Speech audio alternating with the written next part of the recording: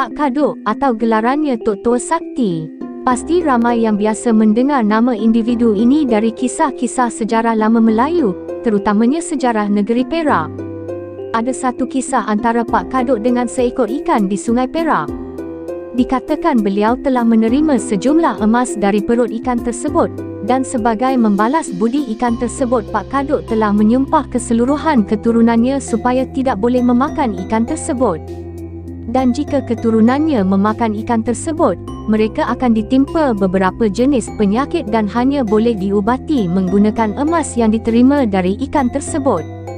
Ikan tersebut adalah ikan tapah, iaitu antara ikan air tawar gergasi yang asli di Malaysia. Assalamualaikum dan salam sejahtera. Video kali ini Siti bukan ingin kongsikan tentang Pak Kadok, tapi Siti ingin kongsikan tentang ikan tapah. Video ini dibawakan khas oleh Jejak Air Tawar. Ikan tapah adalah salah satu ikan jenis catfish di Malaysia, dan ia antara catfish yang bersaiz mega di dunia. Mengikut rekod, ikan tapah boleh membesar sehingga 2 meter, tapi pernah ada penemuan ikan tapah bersaiz hingga 4 meter. Siti tak pasti berapa besar lagi ia boleh membesar. Ikan tapah wujud di seluruh Asia Tenggara. Namun kadangkala ada yang keliru antara spesies di Asia Tenggara dan yang di Asia Selatan. Untuk ketahui apakah perbezaannya, kita lihat dulu klasifikasi ikan tapah. Ikan tapah berasal dari keturunan Siluriformes, iaitu keturunan yang sama bagi keluarga ikan patin, keli, bawang dan pelbagai lagi. Manakala ikan tapah berada di dalam keluarga Siluridae, iaitu keluarga yang sama dengan ikan lais, begahak, bilut dan pelbagai lagi. Tapi tapah berada di dalam genusnya tersendiri, iaitu wallago. Hanya ada satu spesies wallago di Malaysia, iaitu wallago lieri. Adakala orang keliru antara ikan tapah di Malaysia dan spesies di Asia Selatan, terutamanya negara India, kerana spesies di India lebih komersial dan lebih diberikan perhatian. Spesies di negara India ialah wallago atu. Ia kelihatan agak mirip dengan ikan tapah di Malaysia, namun ia tidak wujud di Malaysia. Perbezaan yang mudah dilihat ialah pada mulutnya. Mulut wallago atu lebih lebar dan luas berbanding wallago lieri. Mulutnya lebar sehingga melepasi paras matanya, manakala mulut wallago lieri tidak melepasi paras mata. Ada lagi satu ikan yang selalu disalah anggap sebagai anak ikan tapah, iaitu ikan lais, terutamanya lais Bemban, kerana penampilan dan fizikal yang agak mirip seperti anak ikan tapah. Siti akan cuba jelaskan perbezaannya.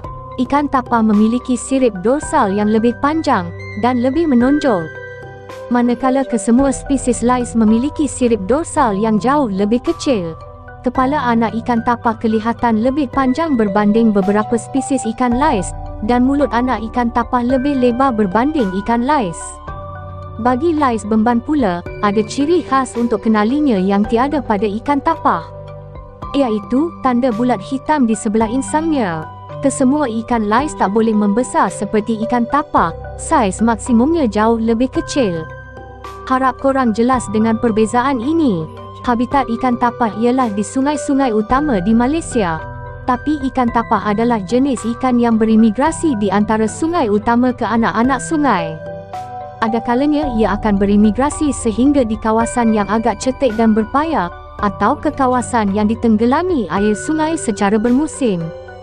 Imigrasi ini akan berlaku pada musim tertentu, terutama sekali musim tengkujuh. Tujuan imigrasi ini adalah untuk ia mengawan dan melepaskan telur di kawasan yang sesuai untuk anaknya. Pasti ramai yang tahu bahawa ada sebuah daerah yang bernama Tapah di negeri Perak. Daerah ini memang diberikan nama bersempena dengan ikan tapah, kerana satu masa dahulu ikan tapah biasa ditemui di Sungai Batang Padang yang mengalir merentasi daerah ini, sebelum bertemu dengan aliran Sungai Bidor dan seterusnya mengalir ke Sungai Perak. Tapi pembinaan empangan di sungai sedikit sebanyak mengganggu pembiakan ikan tapah, kerana ia tidak dapat berimigrasi sepenuhnya di antara hulu dan hilir sungai. Ikan tapah adalah ikan karnivor dan bersifat predator.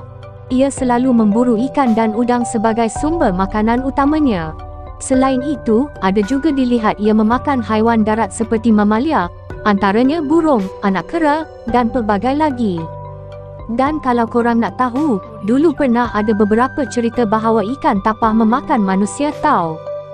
Terutamanya, budak kecil. Namun tak dapat disahihkan sama ada cerita ini benar atau tidak. Ganasnya ikan tapah ni, kuat nafsunya. Oleh itu kepada segelintir kasta, tak perlulah nak berbangga sangat dengan ikan pendatang seperti peacock bass yang dikatakan ganas tu. Sampai sanggup korang lepaskan balik semata-mata nak strike lagi kan? Ikan tempatan kita lagi ganas tau. Sehingga kan Jeremy Wade dari rancangan River Monster sendiri pernah datang ke Malaysia untuk memburu ikan tapah selepas dia gagal untuk menaikkan spesies yang di India. Okey, kita berbalik semula tentang ikan tapah. Ikan tapah lebih terkenal dijadikan sebagai sumber makanan di Malaysia sejak zaman dahulu lagi. Oleh itu, ia antara yang menjadi buruan nelayan dan juga segelintir pemancing. Walaupun adik-beradik ikan tapah di India iaitu Wallagoat tu agak komersial kerana ada diternak untuk pasaran makanan dan ada juga yang dijual sebagai ikan hiasan, tapi spesies di Malaysia nampaknya tiada diternak. Mungkin kerana ia kurang komersial dan kurang dikenali di kalangan masyarakat umum. Tambahan pula, ada yang takut untuk memakan ikan tapah kerana risau jika mereka ada keturunan Pak Kadok. Namun Siti pernah temui beberapa orang yang membela ikan tapah sebagai koleksi. Untuk membelanya, ia amatlah tidak sesuai dimasukkan ke dalam tank bersaiz standard. Ia memerlukan tank yang bersaiz sangat besar dan memiliki cermin yang cukup kuat, atau boleh juga membelanya di dalam kolam yang besar.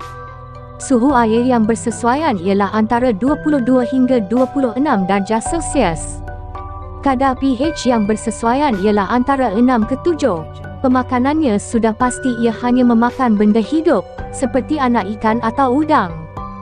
Siti pernah terbaca bahawa ada pemilik ikan hiasan di Malaysia yang membela spesies Wallagoat tu.